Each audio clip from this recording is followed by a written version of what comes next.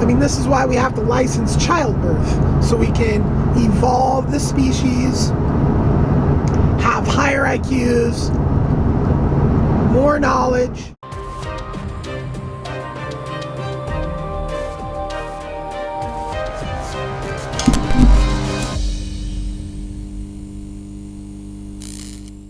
We're starting off today with a little resource-based economy explanation. I'm going to explain how products, how things that we actually need, we being humans. So currently, somebody thinks of something, and then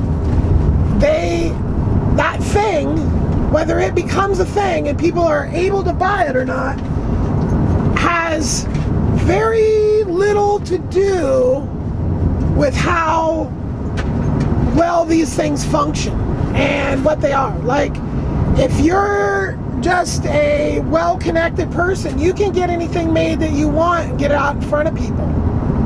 If you're a brilliant inventor that has just invented some of the most groundbreaking things in the whole wide world, but you don't have any knowledge on how to get your products out to the world, then it kind of becomes a situation where, are we really getting the benefit of the society the way we've set it up?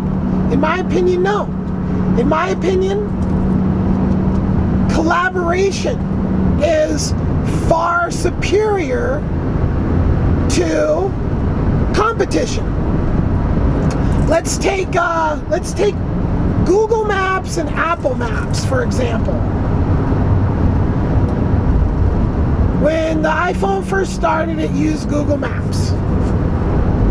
And then, for some reason, some capitalist reason, Apple decided it needed to make its own map program.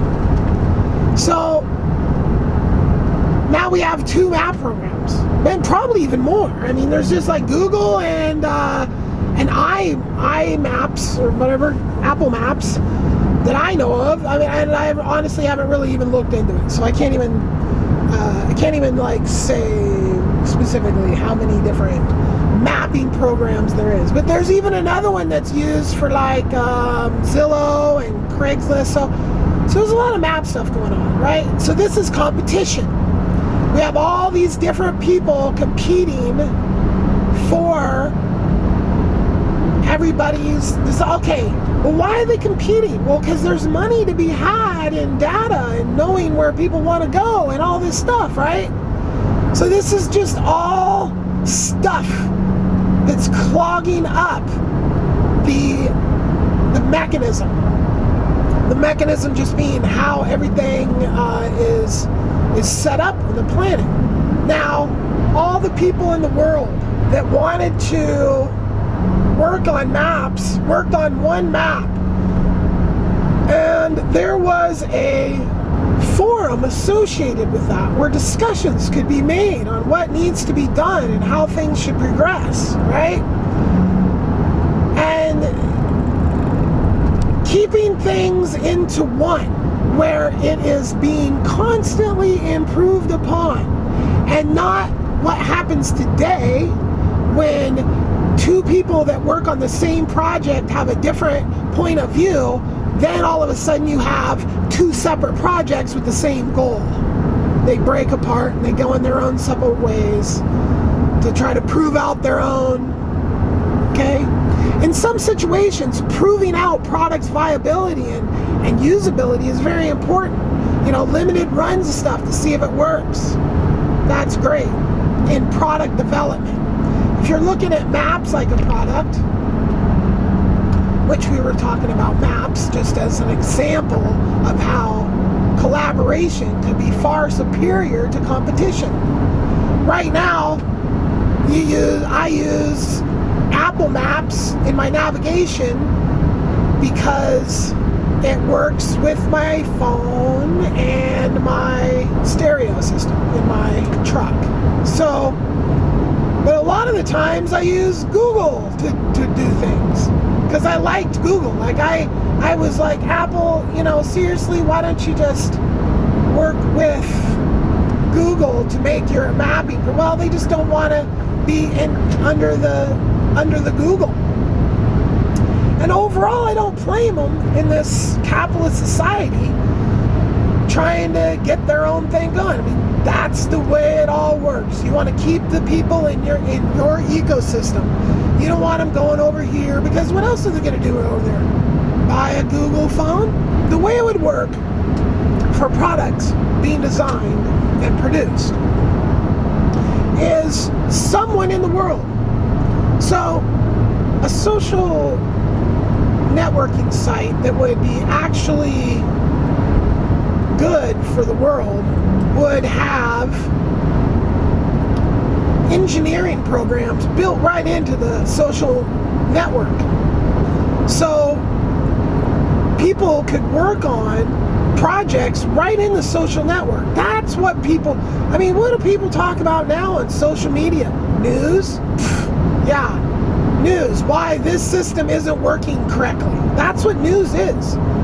News is like every day is full of examples of why capitalism is so broken that we need to have whole entire news shows about it, right?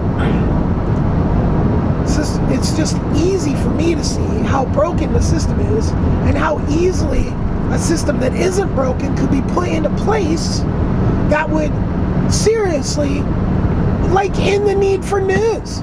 I mean, it's not like I'm anti-news. I love journalists more than I love politicians.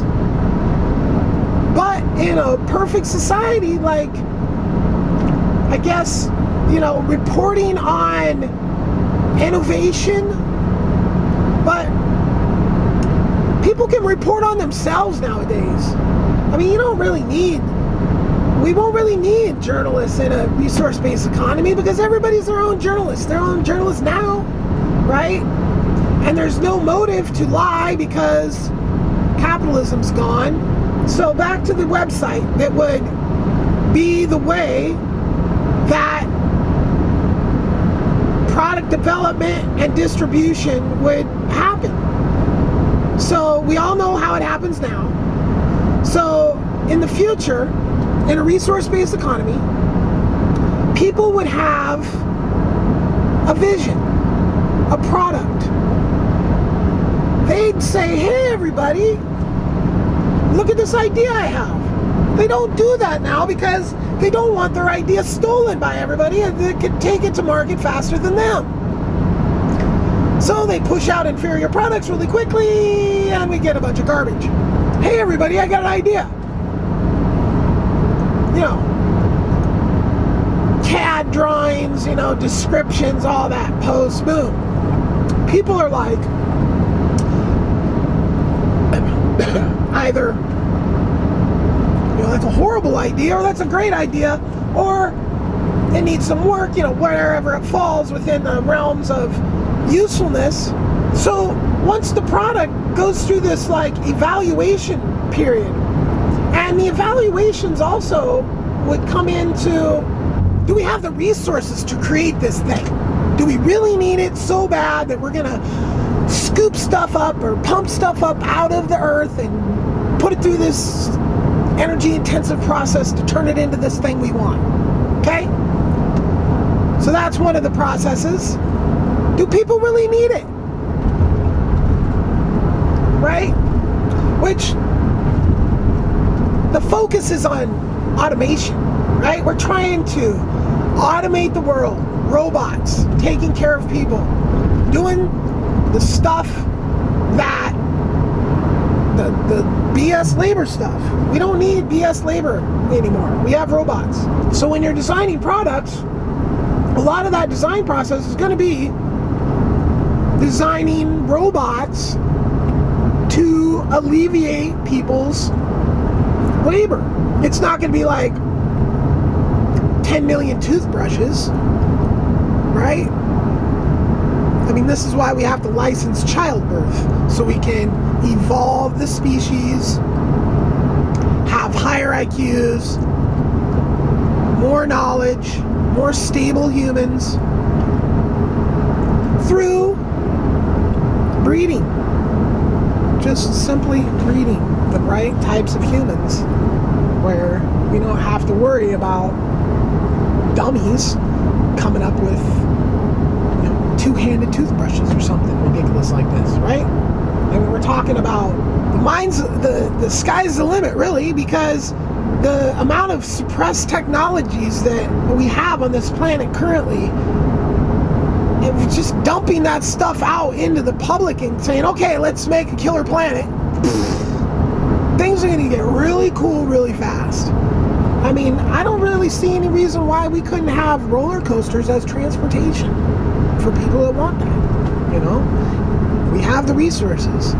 See, right now we have all these things that only certain people can use, like the War Machine. You know how many roller coasters we could have out of a battleship or a aircraft carrier? I mean, literally an aircraft carrier could probably build a roller coaster from like New York to Boston or something like that. Just saying.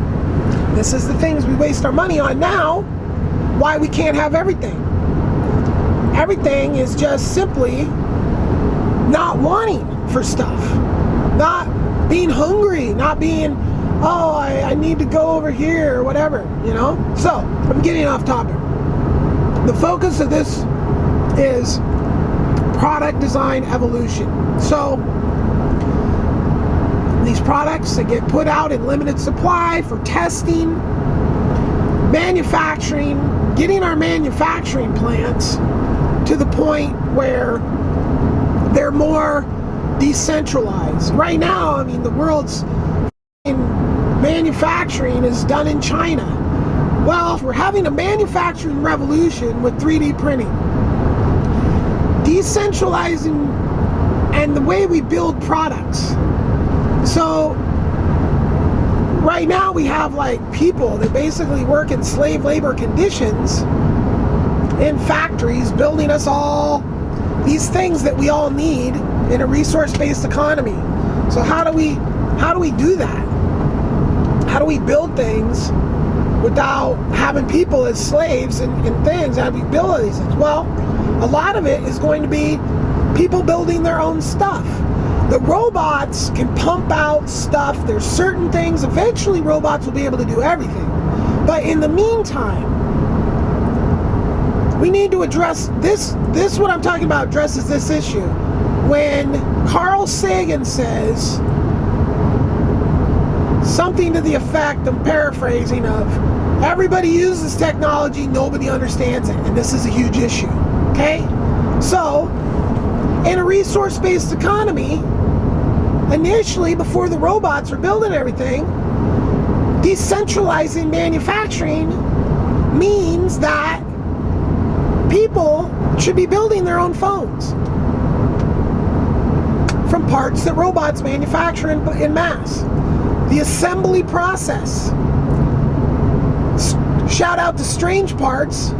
This is what I'm talking about. This guy did it, right? This is the future where people understand the technology on an intimate level. Like, you're just raised as a child on the cutting edge technology. And because everything we know about child rearing has been implemented into the next generation, it's just going to get exponentially better and better and better. Okay?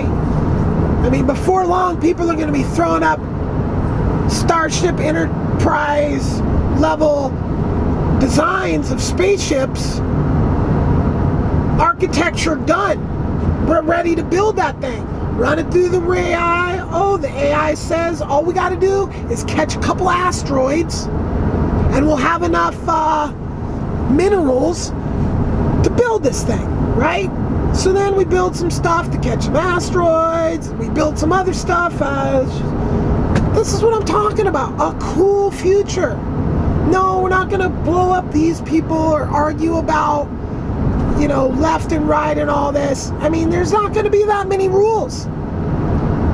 You know, the total number of laws in this country right now are 750,000. That's why everybody's a criminal. Because there's 750,000 laws, right? About everything. Just complete everything.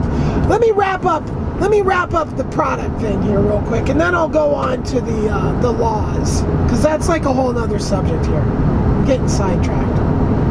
So this is how products are created, right? They're created in the virtual world. They're tested. They're run through, like, can we afford? Afford is, do we have the resources to build this thing? You know, fucking fidget spinners. No. You know how much waste that was? Fucking shame on you and your fidget spinner. Wasteful ass. Not one motherfucker's playing with those things watching this video. Nobody plays with them now. Shame on you.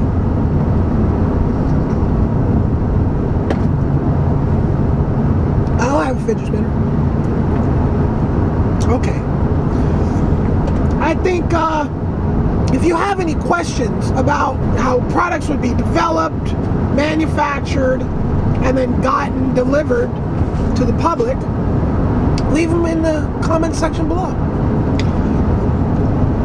All right, so laws in a resource-based economy.